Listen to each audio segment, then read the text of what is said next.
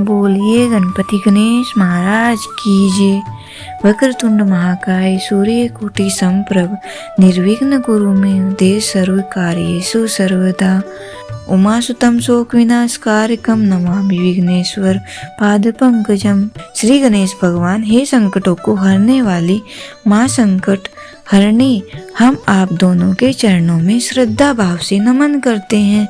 आपकी ही कृपा से संसार का हर कार्य आरंभ होता है और पूर्ण होता है। प्रभु, आप सभी भक्तों की मनोकामनाएं पूर्ण करें। जिसे अब तक संतान सुख प्राप्त नहीं हुआ है, उसे सुशील, स्वस्थ और संस्कारवान संतान का वरदान दीजिए। जिनके पास संतान है, उनकी संतानों के हर कष्ट दूर करें, हर संकट रक्षा करें, उन्हें दीर्घायु, बुद्धिमान और यशस्वी बनाए। हे संकट हरणी माता, आप अपने नाम के अनुरूप सभी के जीवन से दुख, भय, पीड़ा और हर अभाव को दूर करें। घर परिवार में सुख, शांति, समृद्धि और प्रेम बनाए रखें। माताओं की गोद हरी भरी रखें और हर स्त्री के हृदय की पीड़ा को हर ले।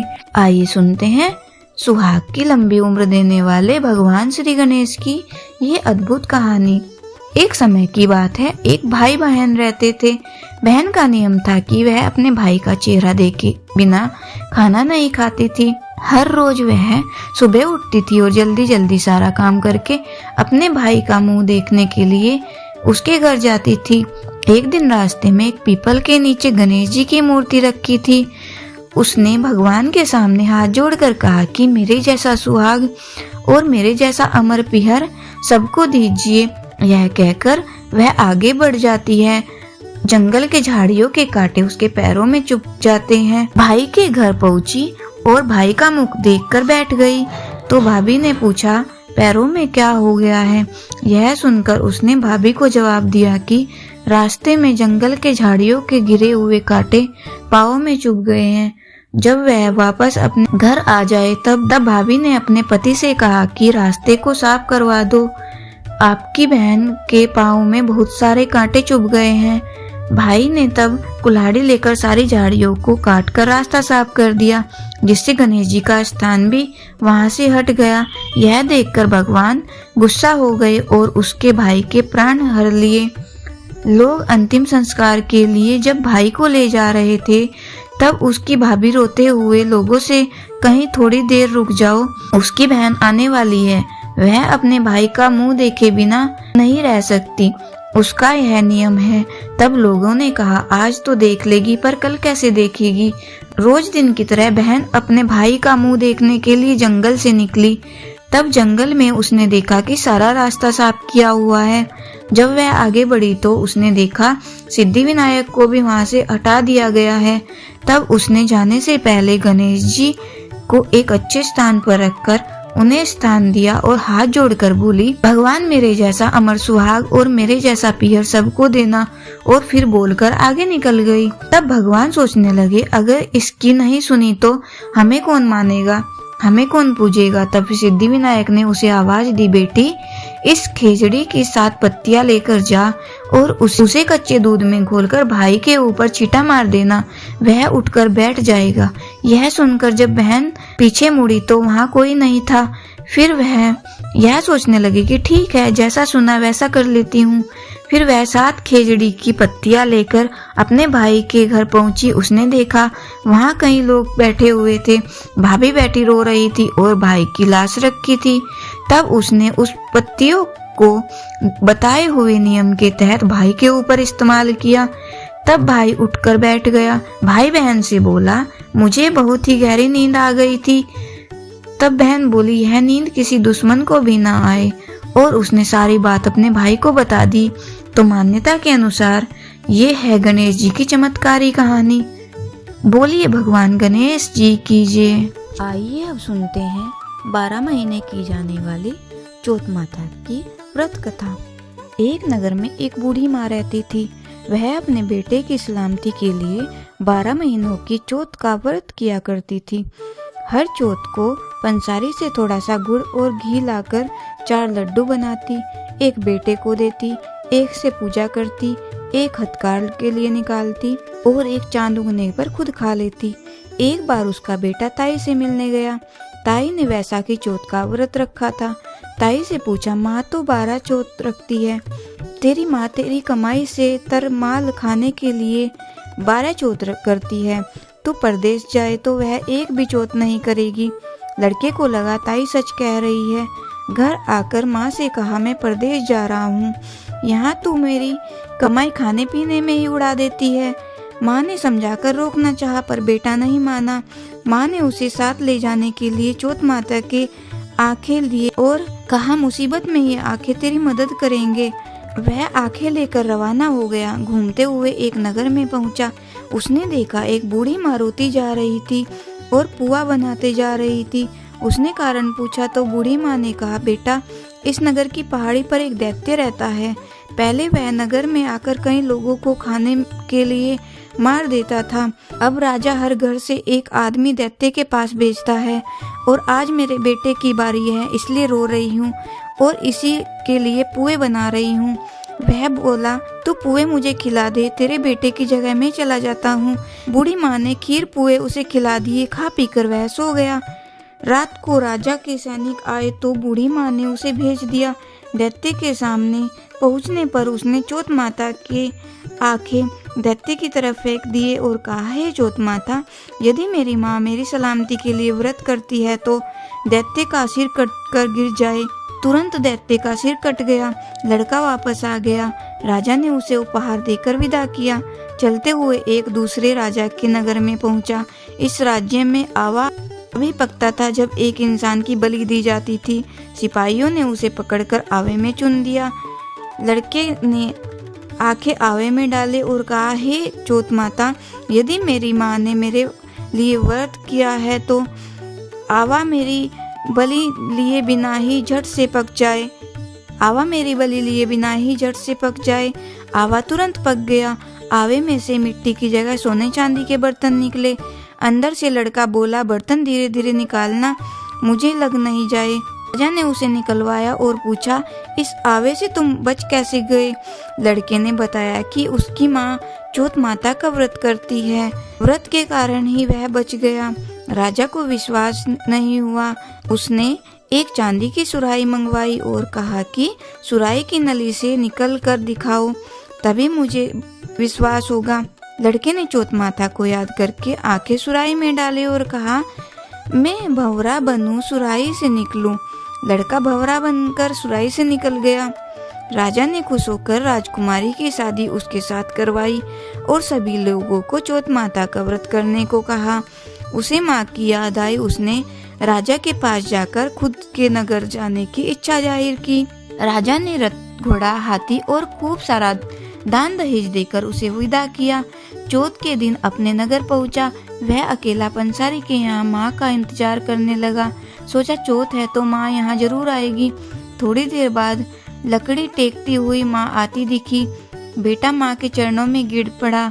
कहा, माँ मैं तेरा बेटा हूँ, मुझे माफ कर दो। माँ ने उसे गले लगा लिया। लोग चौथ माता की जय जयकार करने लगे। उस नगर के सभी लोग चौथ माता का व्रत करने लगे। हे चौथ माता, जैसे बूढ़ी माँ और उसके बेटे की सहायता की वैसे हमारी भी करना। कहानी कहने और सुनने वाले पर कृपा करना। बोलो चौथ माता की जय, गणेश भगवान की जय। गणेश चालीसा। जय गणपति सद्गुण सदन, कविवर बदन कृपाल, विघ्न हरण मंगल करण, जय जय गिरिजा लाल। जय जय जय गणपति राजू, मंगल भरण करण शुभ काजू। जय गज बदन सदन सुखदाता, विश्व विनायक बुद्धि विधाता। वक्रतुंड सुचि सुंड सुहावन, तिलक त्रिपुंड भाल मन भावन। राजित मणि मुक्तन उर्माला, स्वर्ण मुकुट सिर नयन विशाला। पुस्तक पाणि कुठार त्रिशूलम, मोदक भोग सुगंधित फूलम। सुंदर पीताम्बर तन साजित, चरण पादुका मुनि मन राजित। धनी शिव सुवन सडासन भ्राता, गोरी ललन विश्व विधाता। रिद्धि सिद्धव चवन डुलावे, मुसक वाहन सोहत द्वारे। कहो जन्म शुभ कथा तुम्हारी, अति सुचि पावन मंगलकारी। एक समय गिरिराज कुमारी, पुत्र हेतु तप कीना आभारी। भयो यज्ञ तब पूर्ण अनूपा, तब पहुँच्यो तुम धरी द्विज रूपा। अतिथि जानी के गोरी सुखारी, बहु विधि सेवा करी तुम्हारी। अति प्रसन्न है तुम वर दीना, मातु पुत्र हित जो तप कीना। मिली पुत्र तू ही बुद्धि विशाला, बिना गर्भ धारण यही काला। गणनायक गुण ज्ञान निधाना, पूजित प्रथम रूप भगवाना। अस कही अंतर्धान रूप है, पलना पर बालक स्वरूप है। बनी शिशु रुदन जब ही तुम ठाना, लखी मुख सुख नहीं गोरी समाना। सकल मगन सुख मंगल गावही, नभते सूरन सुमन वर्षावही। शंभु उमा बहुदान लुटावही, सुर मुनि जन सुत देखन आवही। लही अति आनंद मंगल साजा, देखन भी आए सनी राजा। निज अवगुण मुनि सनी मन माही, बालक देखन चाहत नाही। गिरजा कछु मन भेद बढ़ायो, उत्सव मोरने सनी तुही भायो। कहन लगे सनी मन सकुचाई, का करी हो शिशु मोहि दिखाई। नाही विश्वास उमा कर भयहु, सनी सो बालक देखन केहू। पड़ती सनी दृग कोण प्रकाशा, बालक सिर उड़ी गयो आकाशा। गिरजा गिरी विकल है धरणी, सो दुख दशा गयो नहीं वर्णी। हाहाकार मचो कैलाशा, सनी किन्हो लखी सुत को नाशा। तुरत गरुड़ चढ़ी विष्णु सिधारे, कार्तिक चक्र सो गज सिर लाए। बालक के धड़ ऊपर धारियो, प्राण मंत्र पढ़ शंकर डारियो। नाम गणेश शंभु तब कीने, प्रथम पूज्य बुद्धि निधि वर दीने। बुद्धि परीक्षा जब शिव कीन्हा, पृथ्वी की दृढ़ क्षीणा लीन्हा। चले सडानन भरमी भुलाई, रची बैठ तुम बुद्धि उपाई। चरण मातु पितु के धर लीने, तिनके साथ प्रदक्षिण कीने। धनी गणेश कही शिव ही हर्षे, नभते सूरन सुमन बहु वर्षे। तुम्हारी महिमा बुद्धि बढ़ाई, शेष सहस मधु मुख सके न गाई। मैं मतिहीन मलिन दुखारी, करहु कौन विधि विनय तुम्हारी। भजत राम सुंदर प्रभुदासा, लख परियाग ककरा दुर्वासा। अब प्रभु दया दीन पर कीजिए, अपनी शक्ति भक्ति कुछ दीजिए।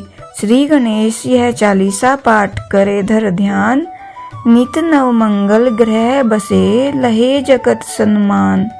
संवत अपन सहस्त्र दस ऋषि पंचमी दिनेश, पूर्ण चालीसा भयो मंगल मूर्ति गणेश। बोले गणेश भगवान की जय। ओम जय श्री चौथ मैया, बोलो जय श्री चौथ मैया। सच्चे मन से सुमिर सब दुख दूर भया। ओम जय श्री चौथ मैया, ऊंचे पर्वत मंदिर शोभा अति भारी। देखत रूप मनोहर असुरन भयकारी। ओम जय श्री चौथ मैया, महासिंगार सुहावन।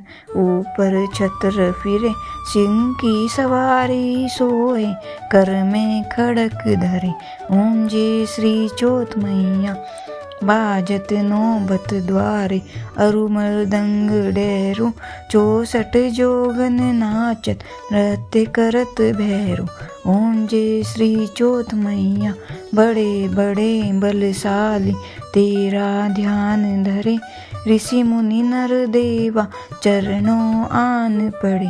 ओम जय श्री चौथ मैया, चौथ माता जी की आरती जो कोई सुहागन गावे। बढ़त सुहाग की लाली सुख संपत्ति पावे। ओम जय श्री चौथ मैया, बोलिए चौथ माता की जय, गणेश भगवान की जय। जय गणेश जय गणेश जय गणेश देवा। माता जकी पार्वती पिता महादेवा। एक दंत दयावंत चार भुजाधारी। माथे पर सिंदूर सोहे मूसे की सवारी। पान चढ़े फूल चढ़े और चढ़े मेवा। लड्डुवन का भोग लगे, संत करे सेवा। जय गणेश जय गणेश जय गणेश देवा, माता जकी पार्वती पिता महादेवा। अंधन को आँख देत कोढ़िन को काया, भांजन को पुत्र देत निर्धन को माया। सूर्य श्याम शरण आए सफल कीज सेवा, जय गणेश जय गणेश जय गणेश देवा।